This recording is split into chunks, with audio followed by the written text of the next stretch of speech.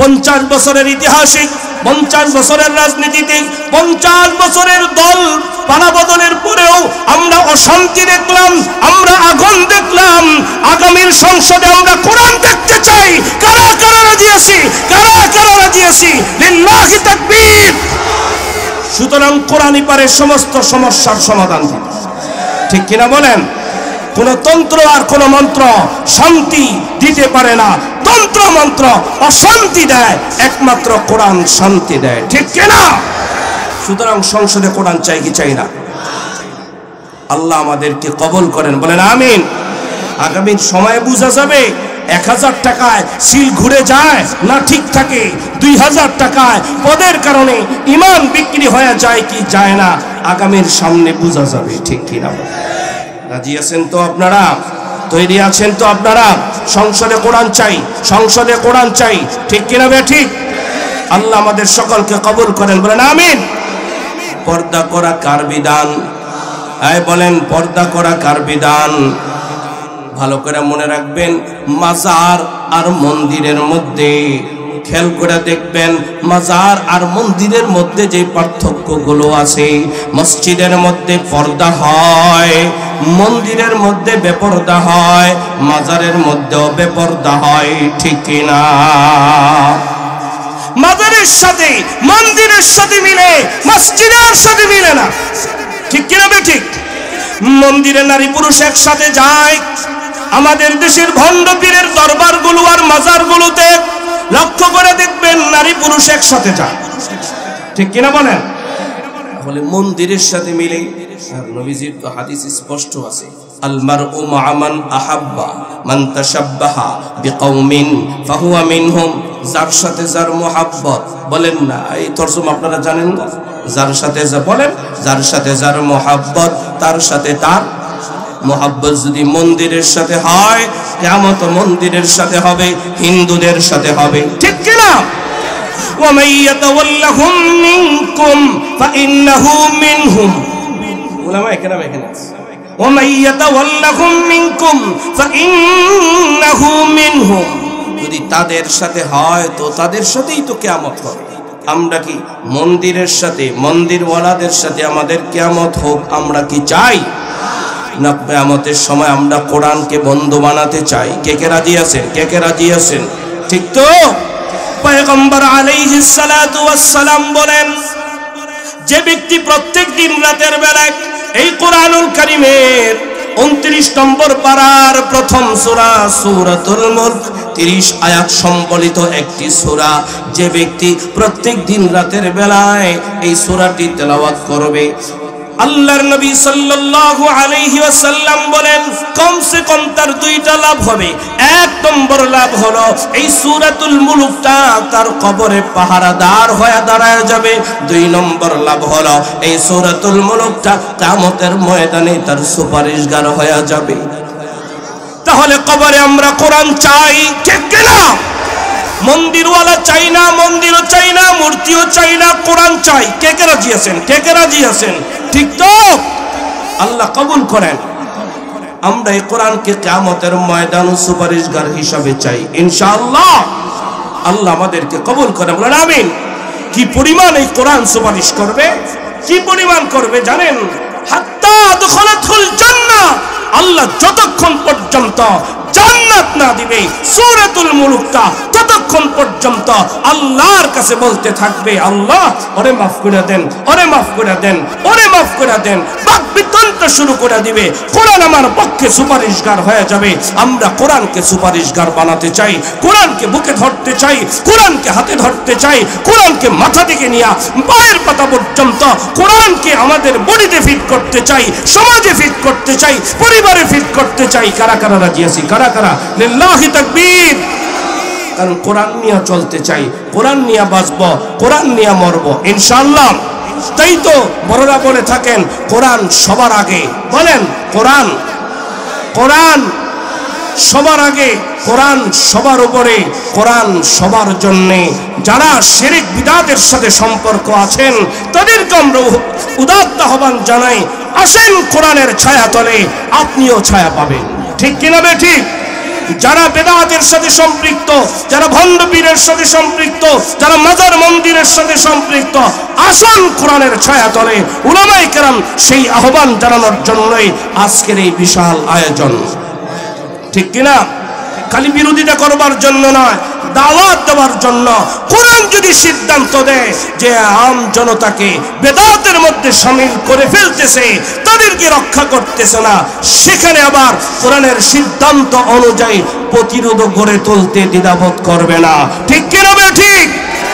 আপনারা আসেননি ইনশাআল্লাহ, আসেননি। যদি শিরক বিদআত বেশি লাফালাফি করে প্রতিরোধ যদি করতে হয়, কারা কারা রাজি আছেন ইনশাআল্লাহ? ঠিক তো? মাঝে মাঝে যে ব্যক্তি আমার জিকির দিকে মুখটা ফিরিয়ে নিবে, তার ভয়াবহ পরিণতি হবে, তার অবস্থা বড় খারাপ হবে। আল্লাহর জিকির থেকে মুখটা ফিরিয়ে নিলে কি ভয়াবহ পরিণতি হতে পারে, কি অবস্থা তার হতে পারে, সেই কথাগুলোই আলোচনা। আল্লাহর জিকির থেকে মুখ ফিরাইলে কি কি ভয়াবহ পরিণতি হতে পারে আমাদের জানার দরকার আছে কিনা? জানতে পারলে তো আমরা বাঁচতে পারবো, জানতেই যদি না পারি বাঁচবো কিভাবে? ঠিক কিনা ঠিক? এই জন্যই উলামায়ে কেরাম শিরক কাকে বলে, বিদআত কাকে বলে, উম্মতকে জানানোর জন্যই এই মহা আয়োজনের ব্যবস্থাপনা। ঠিক কিনা? এই জন্যই আয়োজন। যদি না জানি আমরা, তাহলে তো আমরা উল্টা দিকে চলে যাব। এই যে কিছুদিন আগেই যারা আল্লাহর জিকির রেখা বাবার জিকির শুরু করেছিল, এখন পালাতে হয়েছে। ঠিক কিনা বেটি? যতবার নিজের বাবারে বাবা ডাকে নাই, তার চাইতে বেশি নেতার বাবারে বাবা ডাকছে। ঠিক কিনা বলেন? আল্লাহও ডাকে নাই, আল্লাহকেও ডাকে নাই, বাবারে ডাকবে দূরের কথা। আল্লাহ রাব্বুল আলামিন তো সূরাত বনী ইসরাঈলে বলেছেন, ওয়া কাদা রাব্বুক আল্লা তা'বুদু ইল্লা ইয়্যা ওয়া বিল ওয়ালিদাইনি ইহসানা। আল্লাহর ইবাদতের পরে মা বাবার সেবা শুশ্রূষা করা, তাদের সাথে সুন্দর কথা বলা, সুন্দর আচরণ করা, এটাও আল্লাহ তাআলার আদেশ ছিল। বরঞ্চ নিজের মাকে যতবার মা ডাকে নাই, নিজের বোনকে যতবার আপা ডাকে নাই, নিজের বাবাকে যতবার বাবা ডাকে নাই, নেতার বাবারে তার চাইতে বেশি ডাকছে। এই জন্য ভয়াবহ পরিণতি হয়েছে। ঠিক কিনা? এই জন্য আমাদের জানতে হবে আল্লাহর জিকির থেকে মুখটা যদি আমরা ফিরিয়ে নেই, আমাদের ভয়াবহ পরিণতি কি হতে পারে। এখানে জিকির শব্দের মুফাসসিরিনে কেরাম জিকির শব্দের অনেকগুলি অনুবাদ করেছেন। অনেকগুলি অনুবাদের মধ্য থেকে আমি আপনাদের সামনে জিকির শব্দের 4টা অনুবাদ করব। কয়টা? জিকির শব্দের 4টা তাফসীর করব। আর এই জিকির থেকে যারা মুখটা ফিরায় নেবে, তাদের কি কি ভয়াবহ পরিণতি হতে পারে, তন্মধ্য থেকে 4টা ভয়াবহ পরিণতির কথা বলবো। তো বলেন তো 4 আর 4 কত হয়? এই 8 কথার মাধ্যমে আমার আলোচনা ইতি হবে ইনশাআল্লাহ। 1 নম্বরে আল্লাহ রাব্বুল আলামিন বলেন, ওয়া মান আরাদা আন যিকরি, যে ব্যক্তি আল্লাহর জিকির থেকে মুখটা ফিরায় নিবে। এখানে জিকির শব্দের 1 নম্বর একটা তরজমা হলো আল্লাহর স্মরণ। জবান খুলে বলেন কার স্মরণ? আঙ্গুলটা উঠায় বলেন কার? যতবার আল্লাহর নাম আসবে কেউ মুখটা বন্ধ করে রাখবেন না। আমি বারবার বলতেছি, শুধুমাত্র জবান খুলবার জন্য আমরা জবানটা বন্ধ করে রাখছি, তো বেদাতিরা জবান খুলে দিছে। ঠিক কিনা? আমাদের জবানে আল্লাহর নাম কমে গেছে, তো বেদাতিদের ঢোলের বাড়ি বেড়ে গেছে। রাস্তার কোনায় কোনায়, মাথায় মাথায় লাল সালুনিয়া, লাল গামছা বসায়া, লাল ডেক বসায়া ওদের গান বাজনার আওয়াজ বেড়ে যায়। ঠিক কিনা ঠিক? এই জন্য আওয়াজ, আল্লাহর নামের আওয়াজটা বাড়ানো দরকার। দরকার আছে কিনা? আল্লাহ রাব্বুল আলামিন বলেন, ওয়া মান আরাদা আন যিকরি, যে ব্যক্তি আল্লাহর স্মরণ থেকে মুখটা ফিরায় নিবে। আল্লাহর স্মরণ করব কিভাবে? আল্লাহ রাব্বুল আলামিন বলেন, ওয়াজকুর ইসমা রাব্বিক তুমি তোমার রবের নামের জিকির করো। বলেন না আমাদের রবের নাম কি? সবাই বলে নাই রবের নাম কি? আমাদের রবের নাম আল্লাহ। আল্লাহ রাব্বুল আলামিন অপর এক আয়াতে ইরশাদ করেন, ইয়া আইয়ুহাল্লাযীনা আমানু যকুরুল্লাহ,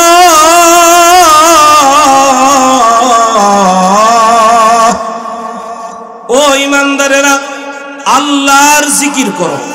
বলেন না জবান খুলে কার জিকির?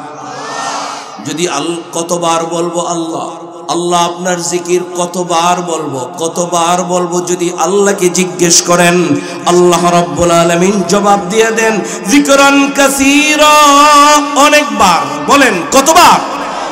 যার কোনো সংখ্যা নাই, যার কোনো আদদ নাই, যার কোনো হিসাব নাই।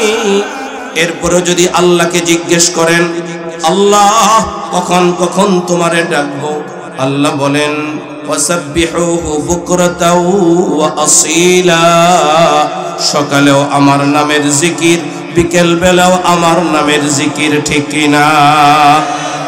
এরপরে যদি জিজ্ঞেস করেন আল্লাহ কোন কোন অবস্থায় তোমারে ডাকবো, আল্লাহ রাব্বুল আলামিন বলেন আল্লাযীনা ইয়াযকুরুনাল্লাহা কিয়ামান ওয়া কুউদান ওয়া আলা জুনুবিহিম।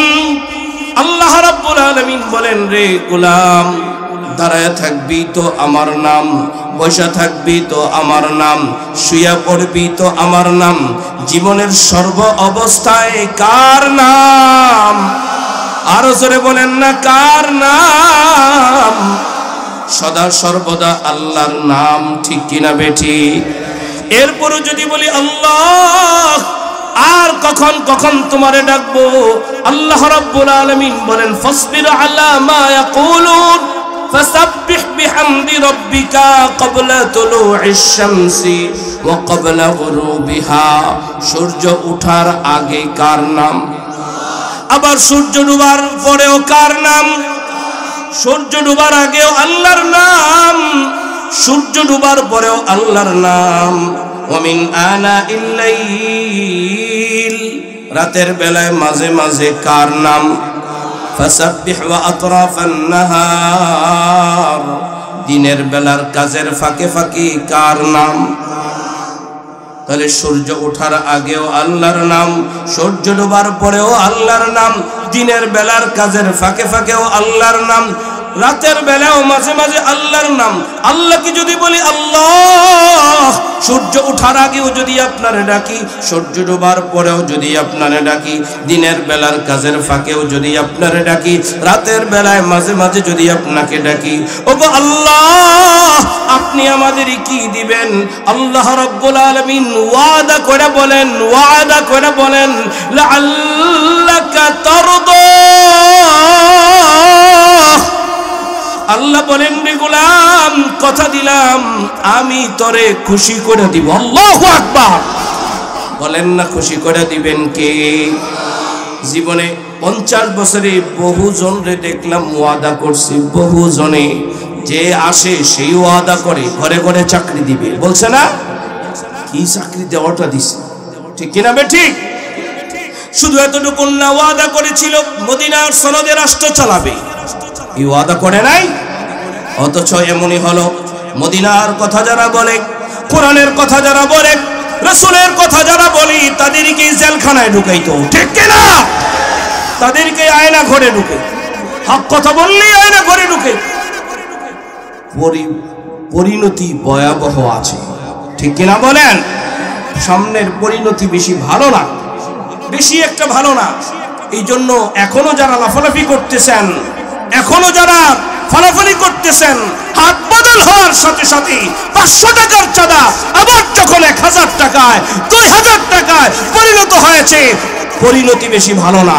সাবধান হন।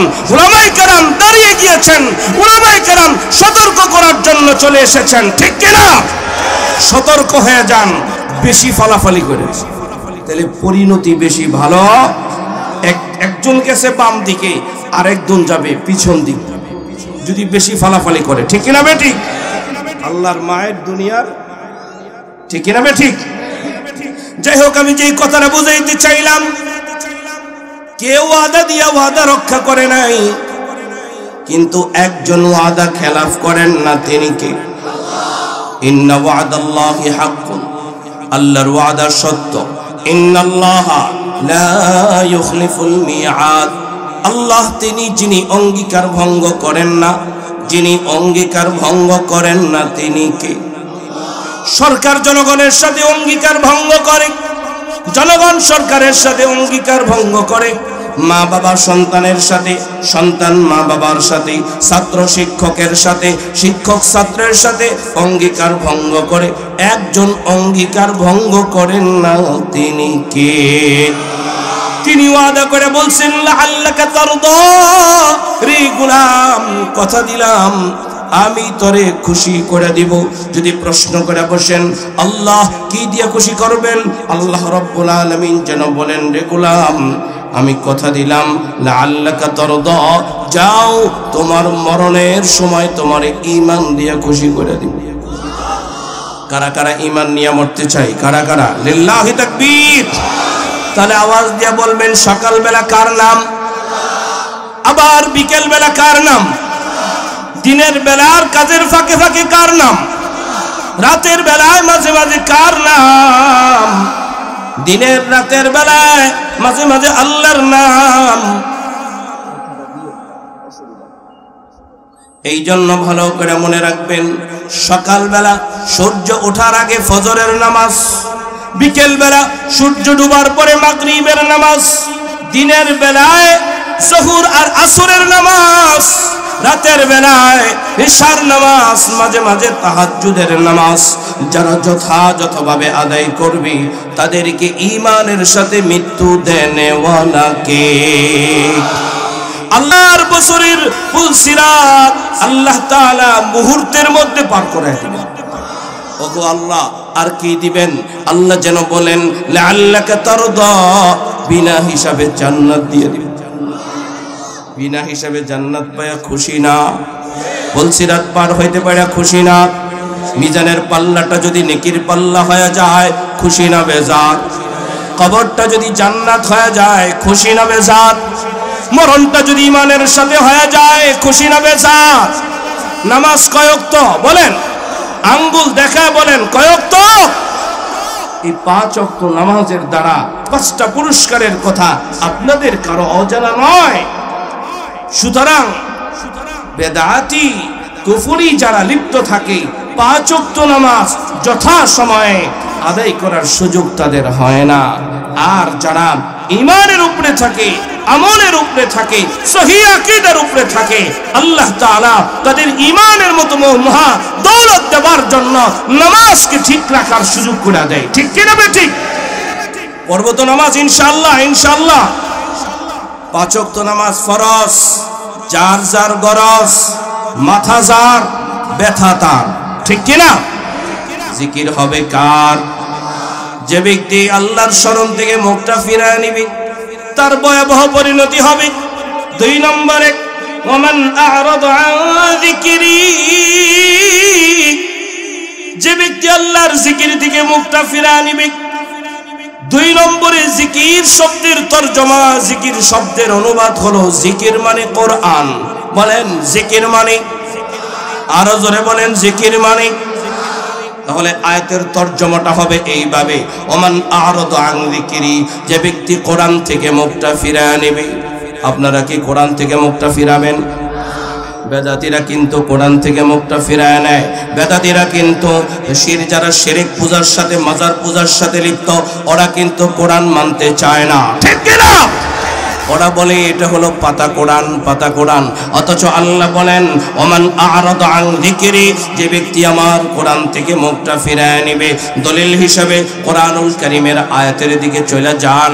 আল্লাহ রাব্বুল আলামিন বলেন, ইন্না নাহনু নাযালনা যিকরা ওয়া ইন্না লাহু লাহাফিযুন।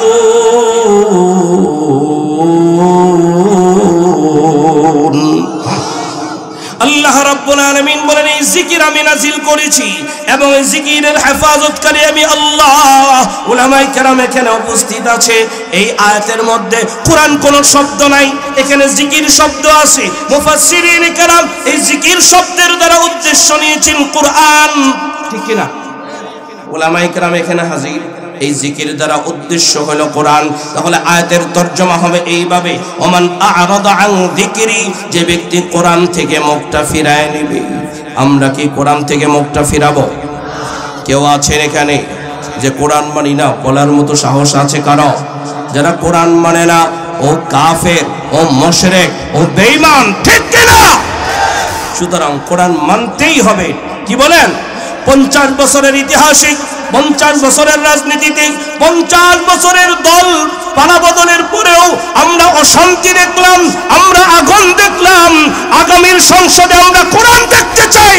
কারা কারা রাজি আছি? কারা কারা রাজি আছি? লিল্লাহি তাকবীর। সুতরাং কোরআনই পারে সমস্ত সমস্যার সমাধান দিতে, ঠিক কিনা বলেন? কোন তন্ত্র আর কোন মন্ত্র শান্তি দিতে পারে না। তন্ত্র মন্ত্র অশান্তি দেয়, একমাত্র কোরআন শান্তি দেয়, ঠিক কিনা? সুতরাং সংসদে কোরআন চাই কি চাই না? আল্লাহ আমাদেরকে কবুল করেন, বলেন আমিন। আগামী সময়ে বোঝা যাবে 1000 টাকায় সিল ঘুরে যায় না ঠিক থাকে, 2000 টাকায় পদের কারণে ঈমান বিক্রি হয়ে যায় কি যায় না, আগামীর সামনে বোঝা যাবে, ঠিক কিনা? রাজি আছেন তো আপনারা? তৈরি আছেন তো আপনারা? সংসদে কোরআন চাই, সংসদে কোরআন চাই, ঠিক কিনা বে ঠিক? আল্লাহ আমাদের সকলকে কবুল করেন, বলেন আমিন। ওমান আ'রাদা আন যিকরি, যে ব্যক্তি কোরআন থেকে মুখটা ফিরায় নেবে। মুফাসসিরিন কেরাম এখানে লম্বা ব্যাখ্যা করেছেন। কোরআন থেকে মুখটা ফিরানোর উদ্দেশ্য হইল এই কোরআনুল কারীমের সূরাতুল ফাতিহা থেকে সূরাতুন নাস পর্যন্ত এখানে যত বিধিবিধান আছে, যত বিধিবিধান আছে, আল্লাহ তাআলার বিধান থেকে মুখটা ফিরায় নেওয়া। সুদ খাওয়া হালাল না হারাম? কোরআন বলে হারাম, ঠিক কি না? ওয়া হাল্লাল্লাহুল বাইআ ওয়া হাররামার রিবা। সুদখোর যারা কোরআন থেকে মুখ ফিরায় তারা শুধু এতটুকু না, ঘুষখোর যারা কোরআন থেকে মুখটা ফিরায় নেয় তারা, তাদের ভয়াবহ পরিণতি আছে সামনে, ঠিক কি না? কিন্তু যারা বেপরদায় চলে এদের মনে কোনো পরিণতি নাই। হ্যাঁ, পর্দা করা কার বিধান?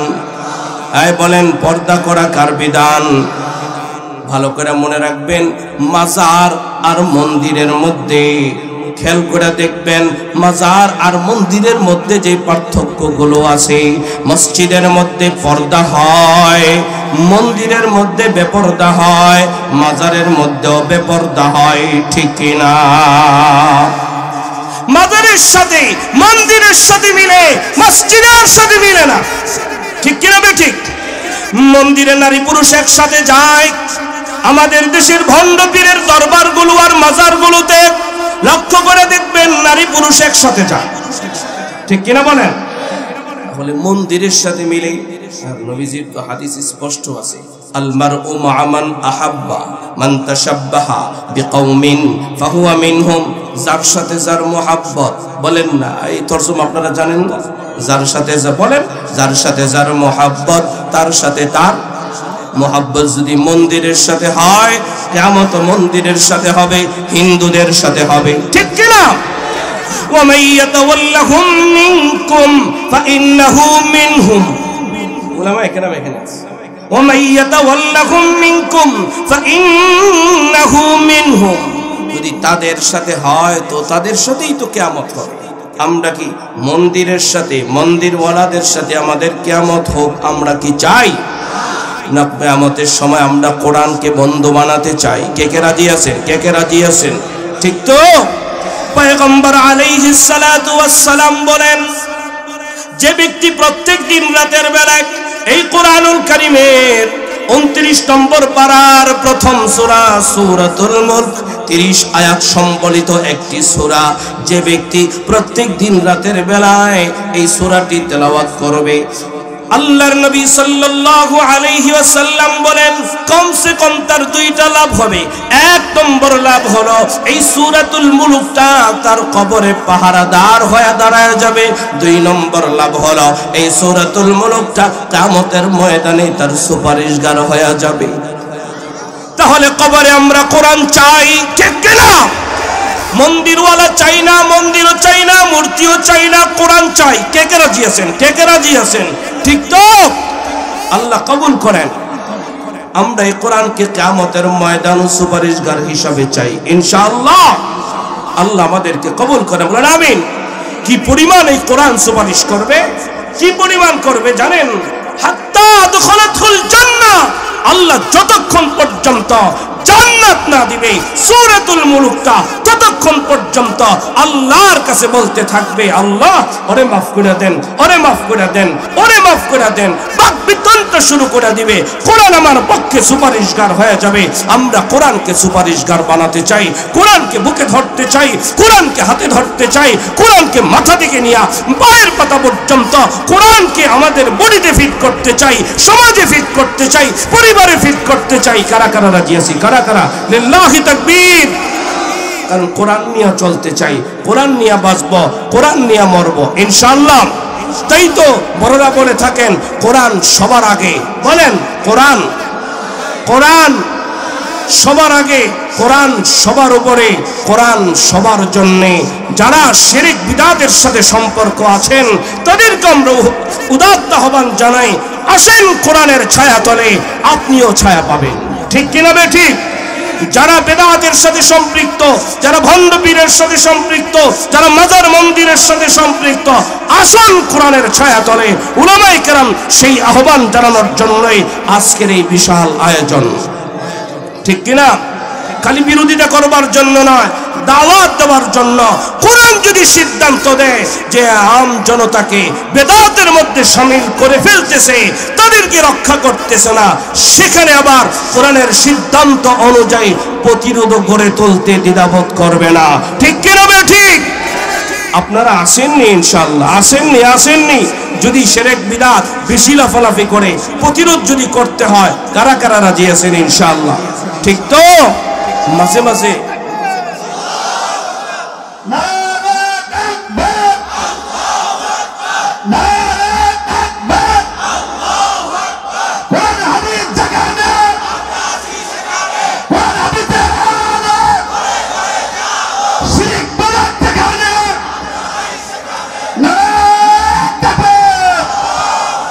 ومن أعرض عن ذكري, আল্লাহ রাব্বুল আলামিন বলেন যে ব্যক্তি কোরআন থেকে মুখটা ফিরায় নিবে তার ভয়াবহ পরিণতি হবে।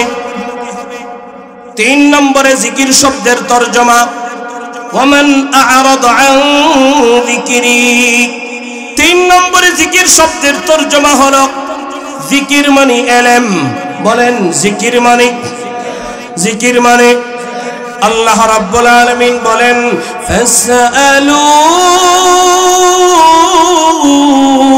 আহলাল যিকরি ইন কুনতুম তা'লামুন।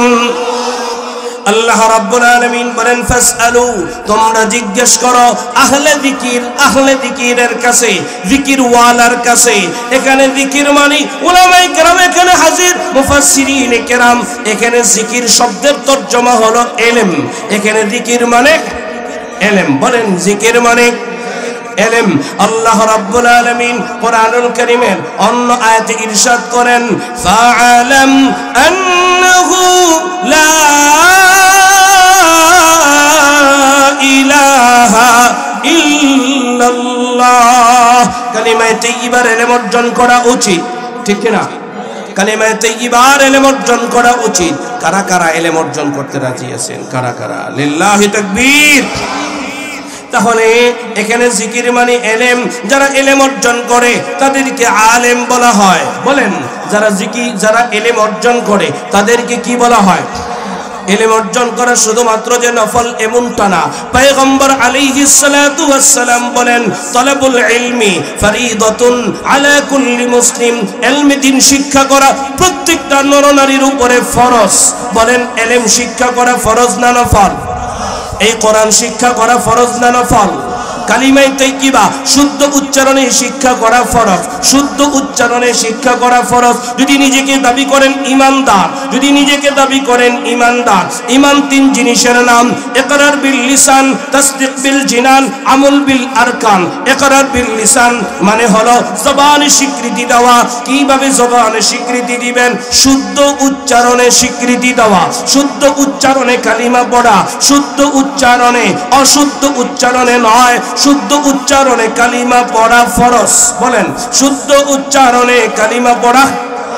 যদি শুদ্ধ উচ্চারণে কালিমা হয়ে যায়, তাসদীক বিল জিনান, আল্লাহ ছাড়া কোনো ইলাহ নাই, হযরত মুহাম্মদুর রাসূলুল্লাহ সাল্লাল্লাহু আলাইহি ওয়াসাল্লাম আল্লাহর রাসূল, এই কথাটাও যদি অন্তরে বসা যায়, আর এই কালিমার দাবি মাথা থেকে নিয়ে পায়ের পাতা পর্যন্ত পরিবারে, সমাজে, রাষ্ট্রে, সংসদে সব জায়গায় যদি ফিট করার জন্য সর্বাত্মক চেষ্টা করি, তাহলে তার নাম হবে ইমানদার। ঠিক কি না?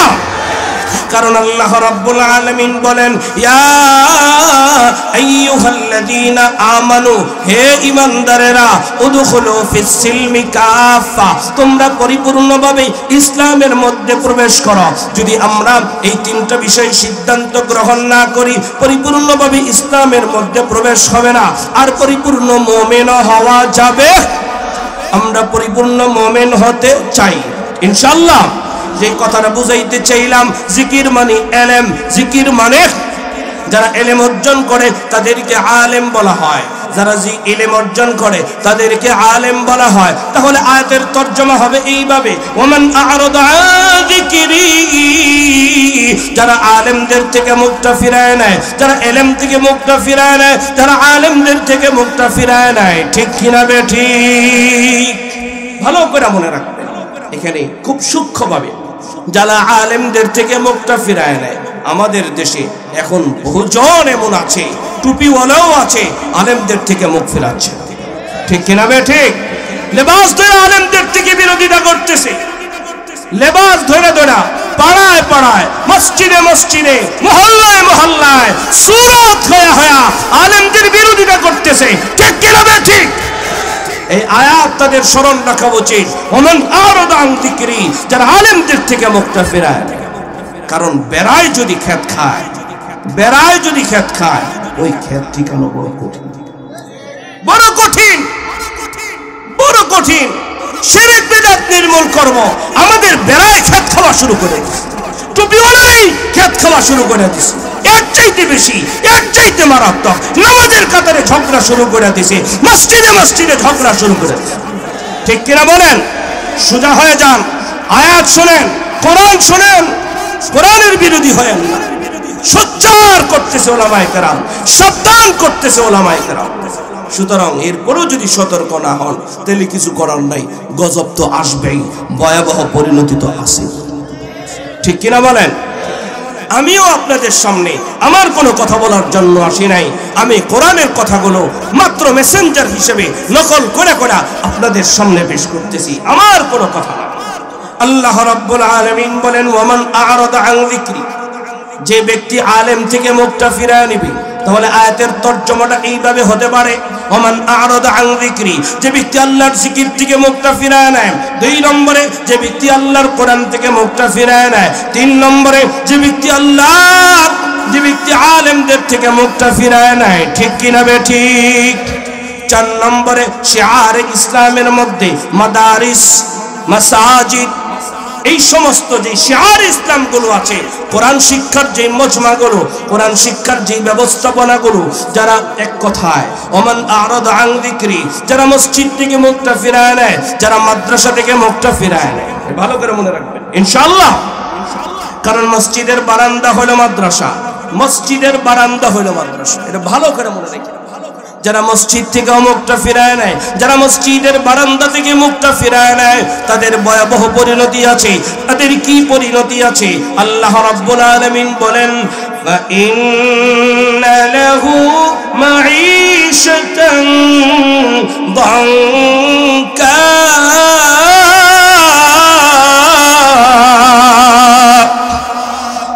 কি ভয়াবহ পরিণতি আছে তার মধ্য থেকে একটা ভয়াবহ পরিণতি হলো আল্লাহ তাআলা তার জীবনটাকে সংকীর্ণ করে দিবেন। সংকীর্ণর ব্যাখ্যা মুফাসসিরিনে কেরাম অনেকগুলি করছে। আমি গতকালকেও পড়ছি, তার আগের দিনও পড়ছি, তার আগের দিনও পড়ছি।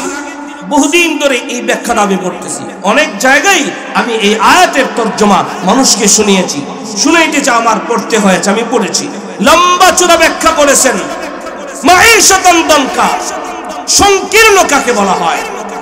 অর্থবিত্ত আছে অনেকে বলে ফেলবে, হুজুর ওই তো কোরআন মানে না, কোরআন আলেমদেরকে বকা দেয়, আলেমদেরকে গালি দেয়, এরপর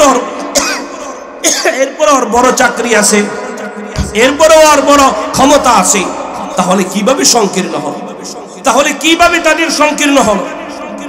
এই জন্য মুফাসসিরিনে কেরাম এরকম কথা যে মানুষ বলতে পারে, আল্লাহ তাআলা আগে থেকে জানে কি জানে না। আল্লাহ রাব্বুল আলামিন বলেন ফাইন্না লাহু মাঈশাতান দানকা। আল্লাহ তাআলা জিকির থেকে, কোরআন থেকে, আলেম থেকে যারা মুক্তাফিরা নিবে তাদের এক নম্বর পরিণতি, তাদের জীবনটা সংকীর্ণ হয়ে যাবে। উদাহরণ দিলে আপনাদের বুঝে আসবে। বাংলাদেশ দ্বিতীয়বার স্বাধীন হওয়ার আগে, কিছুদিন আগে, আমাদের বাংলাদেশের একজন চলচ্চিত্রের খুব পরিচিত মুখ, তার শ্বশুর তার নিজ বাড়িতে নিজের কেনা পিস্তল দিয়ে, নামটা আমি বলবো না, নিজের কেনা পিস্তল দিয়ে মাথার মধ্যে ধরে ফেসবুক লাইভে এসে সে আত্মহত্যা করেছে। আপনারা কি জানেন এটা? হ্যাঁ জানেন। কেন? তার কি টাকা পয়সা কম ছিল? তার কি ক্ষমতা কম ছিল? এই বাংলাদেশে জায়গা কি কম ছিল? এত বড় পৃথিবী থাকার পরেও তার থাকার জায়গা নাই, এত টাকা থাকার পরেও তার বাঁচার মতো যোগ্যতা নাই। জীবনটা সংকীর্ণ করে দিছেন কে? লম্বা চূড়া আর কোন উদাহরণ দিব না, জলজ্যান্ত একটা উদাহরণ দিয়ে দিই। দলের প্রধান হওয়ার পরেও, দেশের সর্বোচ্চ ক্ষমতাধর ব্যক্তি হওয়ার পরেও, হাজার হাজার কোটি কোটি কোটি কোটি টাকা, জনগণের হাজার হাজার কোটি কোটি টাকা চুরি করার পরেও পালাতে হয়েছে। এত বড় বাংলাদেশে থাকার জায়গা হয় নাই, ঠিক কিনা? এটাকে বলা হয় সংকীর্ণতা। এর চাইতে ভালো করে বুঝাবার যোগ্যতা আমার, ঠিক কিনা? এই জন্য কোরআন থেকে যারা মুখটা ফিরাবে, আলেমদের থেকে যারা মুখটা ফিরাবে, মনে করছে আলেমদেরকে জেলে বললেই বুঝি পাইসা গেল, ঠিক কিনা? যারাই আলেমদের বিরোধিতা করেছে, ব্রিটিশ বানিয়ারা আলেমদেরকে গাছে ঝুলিয়ে শহীদ করেছিল, সেই শহীদের রক্তের বিনিময়ে আমাদের এই বাংলাদেশে ইসলাম, ঠিক কিনা? হয়তোবা অনেকে ভাবে যে বাংলাদেশে ইসলাম আসলো কিভাবে। লম্বা চূড়া ইতিহাস বলতে গেলে অনেক ইতিহাস আছে। বলে এই কোরআন, এই যে পাশে নদী, আপনাদের পাশে নদী, এক দেশ থেকে আরেক দেশে, এক জেলা থেকে আরেক জেলায় নদীতে ভেসে ভেসে কচুরি পানা চলে যায়। এই কোরআন কচুরি পানার মতো ভেসে ভেসে আসে নাই। এই কোরআন উলামায়ে কেরামের রক্তের উপরে ভেসে এসেছে, ঠিক কিনা? ঠিক।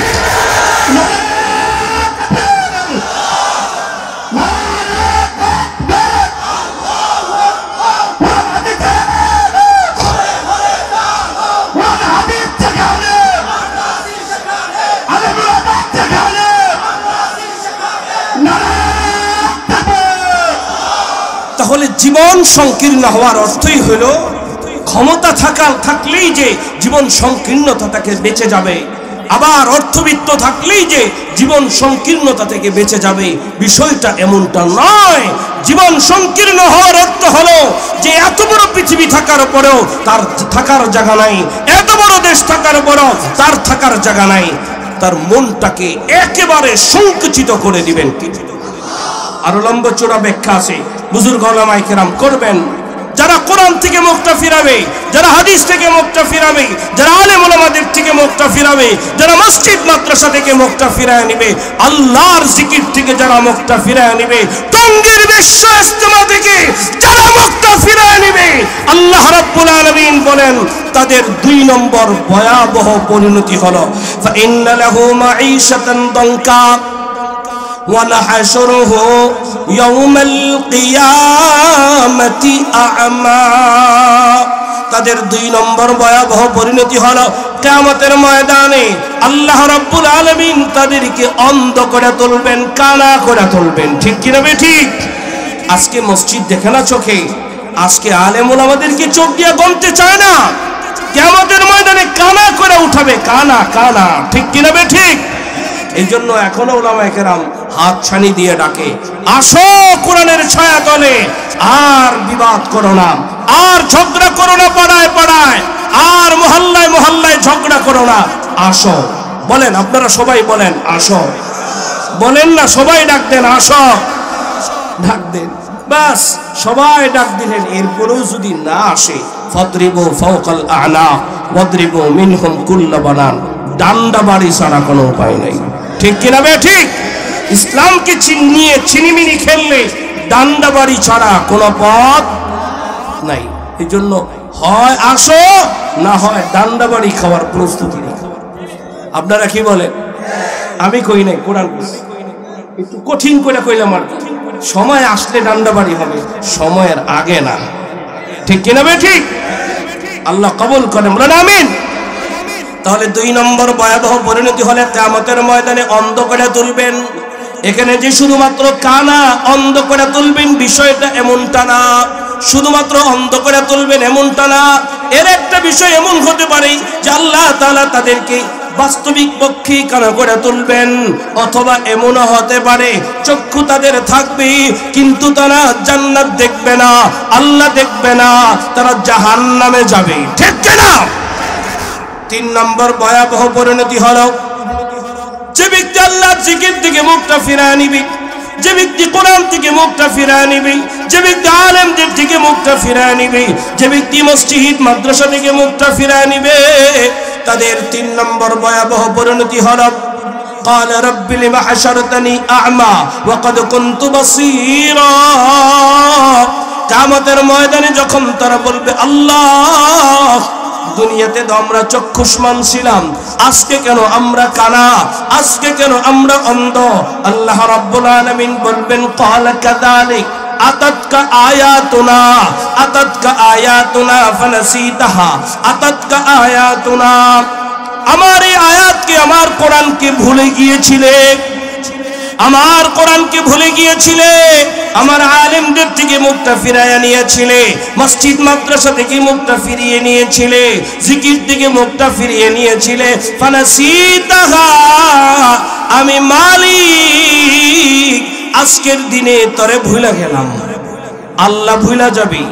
আমরা যদি আজকে আলেমকে ভুলে যাই, কোরআনকে ভুলে যাই, জিকিরকে ভুলে যাই, বলে মসজিদ মাদ্রাসাকে ভুলে যাই, আল্লাহও সেদিন ভুলে যাবে। ঠিক কিনা? তাহলে 1 নম্বর পরিণতি জীবনটা সংকীর্ণ, 2 নম্বর পরিণতি অন্ধ হইয়া হাসরের ময়দানে উঠতে হবে, 3 নম্বর পরিণতি আল্লাহ তাআলা আমাদেরকে ভুলে যাবেন। ঠিক কিনা? সুতরাং আমরা এই ভয়াবহ পরিণতিতে পড়তে চাই না। 4 নম্বর পরিণতি সম্পর্কে কথাটা বলি, আলোচনার ইতিতে যাব।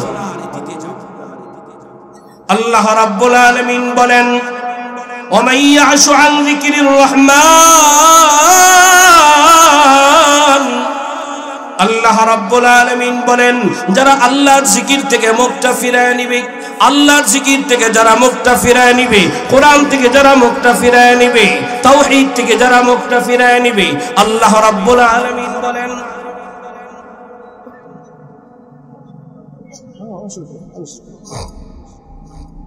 7টায় আজান হবে, আপনারা টেনশন করেন না ইনশাআল্লাহ।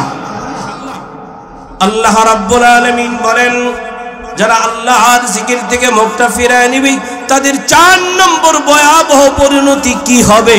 আল্লাহ নিজেই বলেন নুকাইয়ুদ লাহু শাইতানা।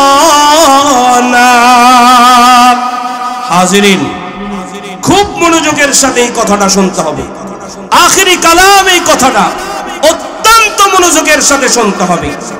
তাহলে ওমাইয়াশু আন যিকরির রহমান অথবা ওমান আরাদা আন যিকরি, যারা আল্লাহর জিকির থেকে মুখটা ফিরায় নেবে, কোরআন থেকে মুখটা ফিরায় নেবে, আলেম ওলামাদের থেকে মুখটা ফিরায় নেবে, এমন কি যারা মসজিদ মাদ্রাসা থেকে মুখটা ফিরায় নেবে, আল্লাহ রাব্বুল আলামিন বলেন আল্লাহ তাআলা তাদের পিছনে একটা শয়তান লাগায় দিবে।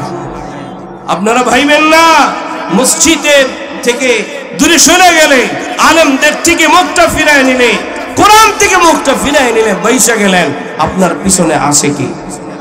এই এই এই উঠাউটি করো, বসো। আমার আপনার পিছনে কে থাকবে? একটা হাসি দে, রাগ করিস না, একটা হাসি দে। কত সুন্দর একটা হাসি দিস, মাশাআল্লাহ। এই 7টা বাজে ইনশাআল্লাহ, 7টার মধ্যে এই 5 মিনিট, অসুবিধা হবে 5 মিনিট। এই গুরুত্বপূর্ণ কথাটা আমাদের জানার দরকার না? কোরআন থেকে মুখ ফিরিয়ে নিলে, কোরআনকে না মানলে, কোরআনের সিদ্ধান্তকে গ্রহণ না করলে আমার আপনার পিছনে কে থাকবে? বলেন কে থাকবে? সারা বাংলাদেশের সমস্ত আলেমরা যেই বক্তব্য দিয়েছে, সমস্ত আলেমদেরকে উপেক্ষা করে যারা, তাদের পিছনে শয়তান আছে, ঠিক কিনা? কোরআনের সিদ্ধান্ত, ঠিক কিনা বলেন? বুঝে নিয়েন। যারা আশেপাশে আছেন আর বুঝতেছেন আর গালি দিতেছেন, দিনে বসায় নেন, সমস্ত আলেমদেরকে উপেক্ষা করতেছেন, সমস্ত আলেমদেরকে উপেক্ষা করতেছেন। আলেমদেরকে যে মুখ ফিরায় নিলে, কোরআন থেকে মুখ ফিরায় নিলে, মসজিদ আর মাদ্রাসা থেকে মুখটা ফিরায় নিলে, আমার আপনার পিছনে থাকে কি? আর কোরআনের পক্ষে থাকলে থাকে কি? জিকির করলে থাকে কি? মসজিদ মাদ্রাসার পক্ষে থাকলে থাকে কে? তাহলে আমরা শয়তানের পক্ষে না আল্লাহর পক্ষে? কারা কারা আল্লাহর পক্ষে? লিল্লাহি তাকবীর। যারা আলেমের পক্ষে, যারা আলেমের পক্ষে থাকে, তাদের পক্ষে থাকে কি? কারা কারা আলেমদের পক্ষে আছেন ইনশাআল্লাহ? ঠিক তো? তাহলে এই কথা ভুলে যান, আমাদের সাথে আলেম আছে এটা ভুলে যান, এই কথাটা ভুলে যান যে আলেমদের সাথে আমি আছি, এটা বলবেন আজকে থেকে। বলেন বলেন আলেমদের সাথে আছি। বলেন কাদের সাথে আছেন? এই যে ওলামায়ে কেরাম এখানে, এই ওলামায়ে কেরামের সাথে আপনারা আছেন তো ইনশাআল্লাহ? আল্লাহ কবুল করেন, বলেন আমিন। শুধু এতটুকু না, ফাহুয়া লাহু কারিন, শয়তানকে বন্ধু বানায় নিতেছেন, আলেমদের বিরোধিতা করে, মাদ্রাসা মসজিদের বিরোধিতা করে, কোরআন শিক্ষার বিরোধিতা করে, ঠিক কিনা? এই জন্য এটা থেকে বেঁচে থাকেন। শুধু এতটুকু না, ভয়াবহ পরিণতির অবস্থান। ওয়া ইন্নাহুম লা ইয়াসুদ্দুনাহুম আনিস সাবিলি ওয়া ইয়াহসাবুনা আন্নাহুম মুহতাদুন। আলেমদের বিরোধিতা করে তারা যে আল্লাহর বিরোধিতা করতেছে, কোরআন থেকে মুখটা ফিরায়া আল্লাহর বিরোধিতা করতেছে, মসজিদ মাদ্রাসার বিরোধিতা করে আল্লাহর বিরোধিতা করতেছে, আর তারা মনে করে ইয়াহসাবুনা আন্নাহুম মুহতাদুন, আমরা হেদায়েতের উপরে আছি, আমরা মূল ধারার উপরে আছি, আমরা আসলটার উপরে আছি। এটা হলো শয়তানের কথা, ঠিক না? আলেমদের বিরোধিতা করে যদি বলে আমরা আসলটায় আছি, এটা কার কথা বলেন? এটা শয়তানের কথা, শয়তানের সিদ্ধান্ত। আমি বানাই বানাই কই নাই। বিশ্বাস যদি না হয়, আপনারা 25 নম্বর পারার 11 নম্বর পৃষ্ঠার প্রথম আয়াত, সূরাতুজ যুখরুফের 36 নম্বর আয়াত, 37 নম্বর আয়াত, 38 নম্বর আয়াতের তরজমা, অনুবাদ, তাফসীর পড়ে দেখবেন, ভালো করে পড়ে দেখবেন। যারা কোরআন থেকে, হাদিস থেকে, মাদ্রাসা থেকে, মসজিদ থেকে, আলেম ওলামাদের থেকে, আল্লাহর শরণ থেকে, কোরআন এবং আলেম ওলামাদের সিদ্ধান্ত থেকে যারা মুখটা ফিরিয়ে নেবে, তাদের পিছনে শয়তান লেগে যায়, শয়তান তাদের বন্ধু হয়ে যায়, আর ওই অবস্থায় তারা কাজ করে খারাপ, মনে করে হেদায়েত। যেমনি ভাবে বন্ড পীরেরা তারা তাদের মাজারের মধ্যে আল্লাহর বিরুদ্ধে, তারা কবরকে সিজদা দিয়া শিরক করে, মনে করে তারা ইবাদত করতেছে, ঠিক কিনা? মনে করে করতেছি ইবাদত আর হেদায়েতের উপরে আসি, আসলে তারা হেদায়েতের উপরে নাই, ঠিক কিনা? বে ঠিক। কেন? কোরআন থেকে মুখটা ফিরানোর কারণে। আমার শুরু কথা, আমার শেষ কথা, ওমান ইয়াশু আন যিকরির রহমান ওমান আ'রাদা আন যিকরি ফাইন্না লাহু মাঈশা। আল্লাহ রাব্বুল আলামিন বলেন, যে ব্যক্তি কোরআন থেকে মুখটা ফিরিয়ে নেবে তার ভয়াবহ পরিণতি আছে। জিকির শব্দের 4টা তরজমা করলাম। নম্বর 1, জিকির মানে আল্লাহর শরণ। নম্বর 2, জিকির মানে কোরআন। নম্বর 3, জিকির মানে ইলম। নম্বর 4, জিকির মানে শিআরে ইসলাম। আর এই জিকিরের 4টা তরজমা করে এই 4টা বিষয় থেকে যারা মুখ ফিরিয়ে নেবে তাদের 4টা ভয়াবহ পরিণতি হবে। নম্বর 1, তাদের জীবনটা সংকীর্ণ হবে। নম্বর 2, কিয়ামতের ময়দানে তারা অন্ধ হয়ে উঠবে। নম্বর 3, কিয়ামতের ময়দানে আল্লাহ তাআলা তাদেরকে ভুলে যাবে। নম্বর 4, তাদের বন্ধু হয়ে যাবে শয়তান। তারা করবে উল্টাপাল্টা কাজ, মনে করবে সঠিক কাজ। ঠিক কিনা? এই কথা বলে আমি আমার আলোচনা এখানেই ইতি টানলাম। আমিন। ওয়া আখিরু দাওয়ানা আনিল হামদুলিল্লাহি রাব্বিল আলামিন। আসসালামু আলাইকুম ওয়া রাহমাতুল্লাহি ওয়া বারাকাতুহু। জাযাকুমুল্লাহ।